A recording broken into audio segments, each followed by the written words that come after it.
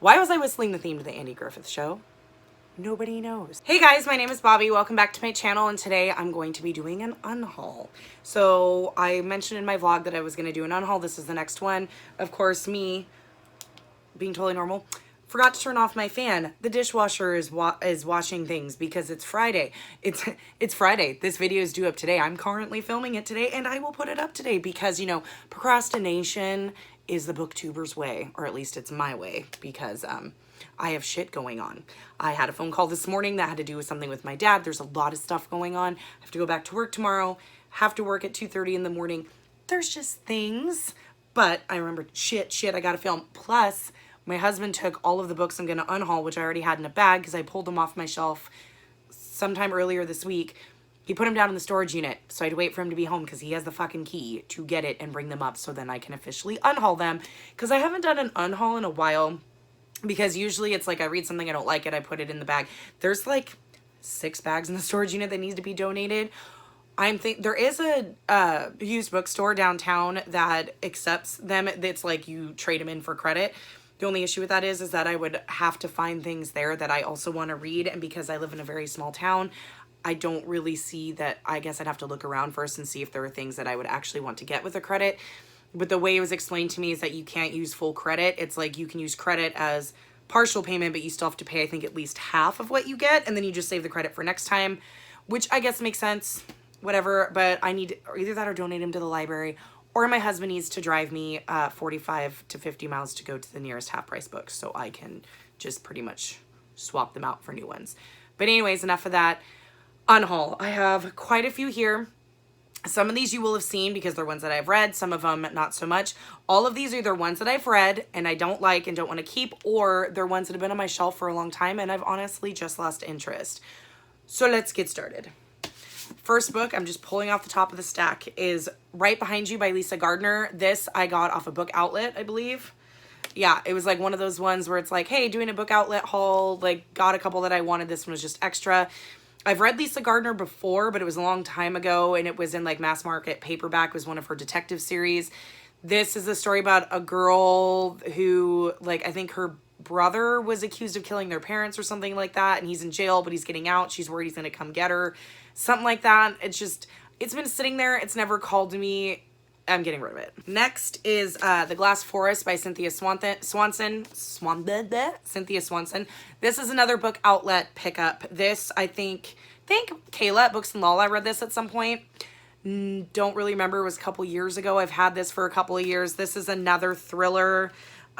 Takes place in the 60s. I think that's why I wanted to read it, because I like books that take place in the 60s. If you have any good books that take place in the 60s, please give me a recs, because I love books that take place in that decade.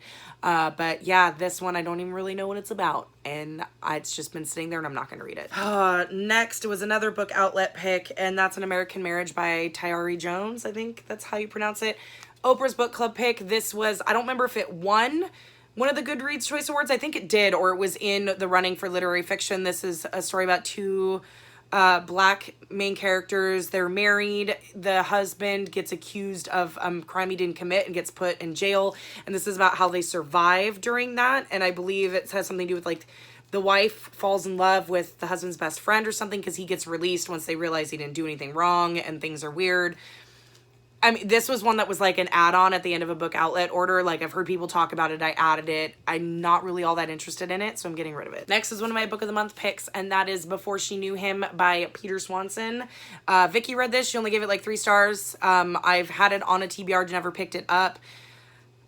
Peter Swanson, I don't think I've actually read a Peter Swanson. His books always sound good to me, but then when I hear people review them, it's like one of those things where I'm like, it doesn't sound as good once it's reviewed. So I know it's just going to sit and I'll probably never read it. And because Vicky didn't really like it, I probably won't either. So I'm getting rid of it. Next is another, did I say book outlet last time? Book of the month pick. And that's Necessary People by Anna Petoniak. This was one where it was one of those months where I had a really hard time choosing one. I should have just skipped the month, but there was a couple other books that were extras that they added that I wanted, so I needed to pick one in order to get the extras. This is what I just happened to pick. This is, it's a thriller, I think. But it's about two best friends, female best friends when they're teenagers. They're always in competition with each other. I'm not a really big fan of girl hate, and I've never heard anybody talk about this. So apparently it wasn't all that great. Like, I haven't heard anyone talk about this, so it's going. Next, you guys have already seen The Wives by Taryn Fisher, which is another book of the month pick. I read this, hated it. Gave it 2 stars, which really upsets me because I love Taryn Fisher. Go read Bad Mommy if you want a good Taryn Fisher. This was her first actual big house published book. All of her other books previous to this were indie published, and her indie published books are 1,000,000 times better than this. This, to me, is like she had a really good concept, really good idea, and then fell into all of the normal thriller tropes that a lot of us hate seeing. We've seen too many times just because it was a general published book, which really makes me sad. Go read Bad Mommy if you want a good Taryn Fisher. Next, another one you've seen, Ask Again Yes by Mary Beth Keane. I read this, hated it, gave it 2 stars. This is a literary fiction about 2 families that starts in the 70s and goes up until now.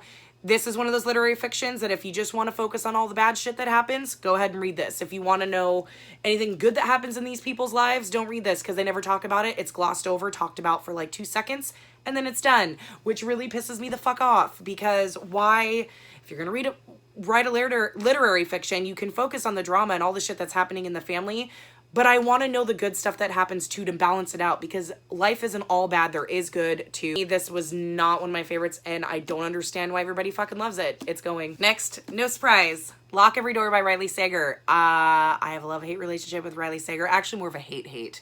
I can't stand him. I don't know why I keep buying his books. I've got all of them through Book of the Month. Don't know why I keep doing it to myself because I do not like his books. Okay, with Riley Sager, I'm gonna make it quick. I swear I'm not gonna go on a tangent, though that's usually my deal. I'm gonna try really hard not to go on a tangent. Riley Sager has really good ideas. His ideas are really brilliant. He just executes them so stupidly. And he can't write a female protagonist to save his life. All of his female protagonists, are white, bitchy, not bitchy, they're white, they're whiny. Everything about them is, oh, poor me. I need some man to save me. They have no constitution. They're just weak. And women aren't weak. And it drives me nuts that all the women he writes, they always need somebody to save them or it fits into all these stupid horror or thriller tropes where it's like all of his main characters, they'd be the dumb bitches that are running up the stairs instead of running out the front door when a killer's chasing them. They're just idiots. Granted, in this one, she was a little bit better than the ones in The Last Time I Lied and Final Girls, but not much. He can't write a female protagonist. And for me, it's like, dude, like, and this was discussed on Katie's channel, Chapter Stacks. She made a comment about how there's a lot of male writers these days, male thriller writers, who write under pseudonyms that either are ambiguous, like Riley Sager, you don't know if it's a boy or a girl, or write under female names to get more women to read them. If you're a male thriller writer and you can't write a female protagonist, stop writing them. You've got brilliant ideas, dude. Make it a male next time. Or, have somebody read it for you that's a female that can go, dude, a girl wouldn't act like that. Maybe if like in one book, if he had a female character that was like that, don't make all of them the same. I don't know if I'll read the next one that's coming out in July, probably, just because I'm a glutton for punishment and I like to rant on occasion. But yeah, haven't kept any of his books. This one's going. The next one I also got on Book Outlet. It was just because it was one that I saw, and that's Blanca y Roja by Anne-Marie McLemore. This is a YA. It's like a fairy tale retelling. I don't remember what the fairy tale is, but it's about 2 sisters that they know that once they come of age, one of them will turn into a swan. And it's something about trying to figure out I don't know how to, if it's to how to reverse it or not sure which one it'll be. I think one of the girls is really nice. One of them is really nasty. I don't really remember. This book came out in like 2017, I think. So it's based off Hans Christian Andersen, The Wild Swans, and the Brothers Grimm Snow White and Rose Red. So it is based off of a couple of different ones. 2018. Okay. So this is only 2 years old. This is another one where I was like, oh, I've seen it. I've seen it. I've seen people talk about it. I'll get it. But I've never felt the urge to pick it up. I struggle a lot with YA books. So that's probably why I haven't done it. So it's just, I feel bad. It's just going to go. The next one is one that I have waffled about getting rid of. I've had it for over a year or so now. I think it was published in 2017, 2018. Yeah, 2018. Okay. So I've had it for a while. I've heard a lot of good things about it. The sequel's still not out. And I'm not sure if I want to get rid of it, but I've had it on so many TBRs. I've never felt the desire to pick it up, and that's Dread Nation by Justina Ireland. This is a YA fantasy historical fiction about people of color, which is great. Justina Ireland is also an author of color. It is about this girl, I don't remember her name. It takes place during the Civil War. And I think it's like after the Battle of Gettysburg, all the soldiers get up and they're zombies and they come back to life. And so the slaves, they, instead of using them as like normal slaves, like in the Civil War, they train these people to protect the rich white people. So she's pretty much like a zombie killer. And she's got to protect her rich white owner kind of deal. From what I hear, it's really good, and the zombie stuff is really good, but it's more about the characters.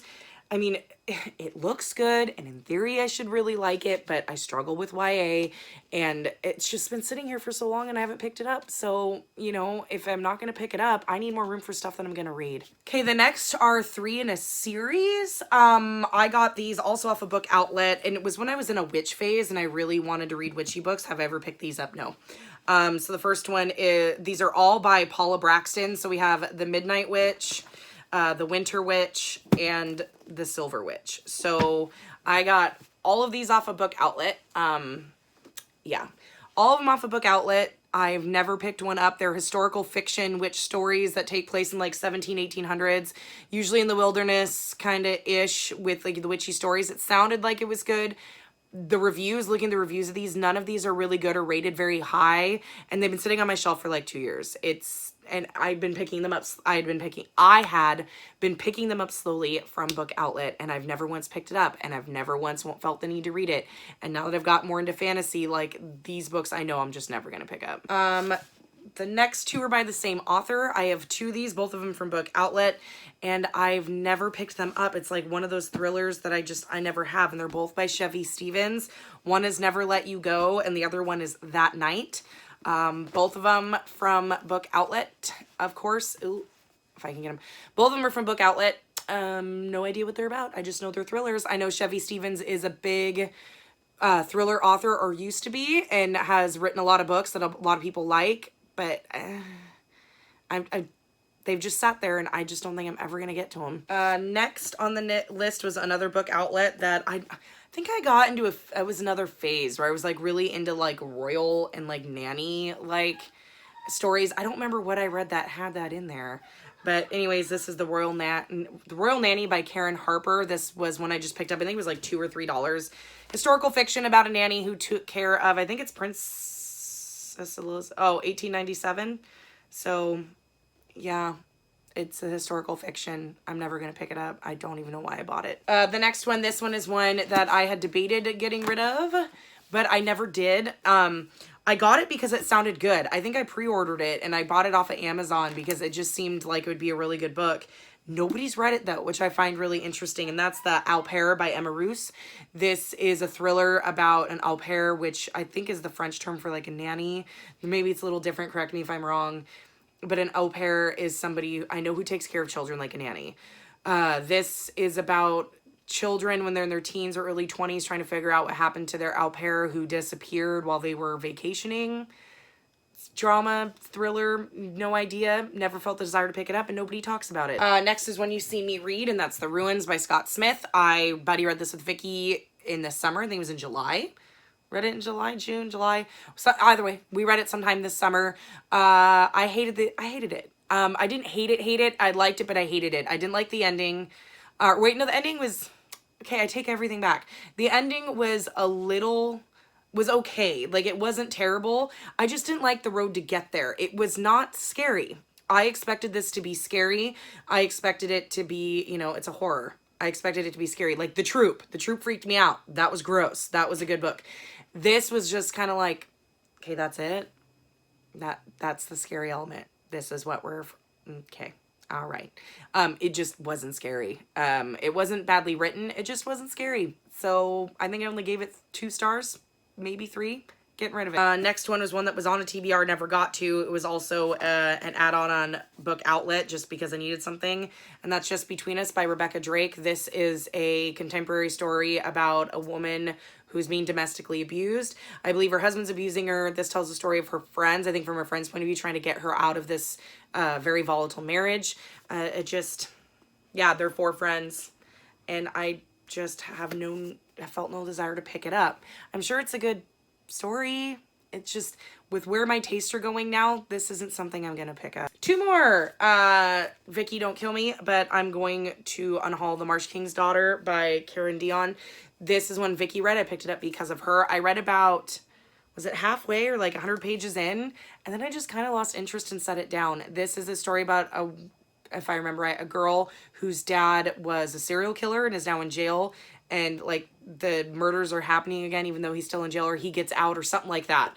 It's very short. And Vicky liked it. I don't remember, she gave it 3 or 4 stars. Started reading it, put it down, and this was like sometime last year, so I'm not gonna pick it up again. So sorry, Vicky, but I'm getting rid of it. And last but not least, this, I don't know where I'm going to give this to because it's an ARC and I won it off a Goodreads giveaway, and that's Girls of Storm and Shadow by Natasha Neon. I'm getting rid of this because I started it and DNF'd it, and I don't think I'm going to pick it back up. This is the sequel to Girls of Paper and Fire, which I really enjoyed. This suffers greatly from middle book syndrome. It's a lot of piddle farting around and just moving around the world, but nothing's actually happening, and it was boring, so I DNF'd it. From what I understand, Natasha Neon wanted only to do a duology, so she wanted to do the Girls Paper Fire and then the conclusion. Her publishers were like, oh no, we should stretch it into a trilogy because it was so popular, make more money. This is a slog. It's middle book. It doesn't mean anything. I might just, when the 3rd book comes out, I may just read like recapitums and just figure out like if there was anything important that happened to this one, and then just read the 3rd one because there was nothing happening and I was super bored. So yeah, now I gotta get rid of it. Okay guys, that's it. That is my unhaul. Quite a few. They're all going away. If there's any in here that you think I should absolutely keep and absolutely read, let me know in the comments and why you think I should keep it or why you think I would like it or enjoy it. Because I'm not going to keep books that I'm not going to enjoy or don't feel the desire to read.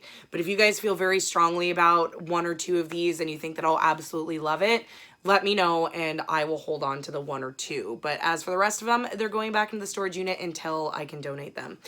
But yeah, that's my unhaul.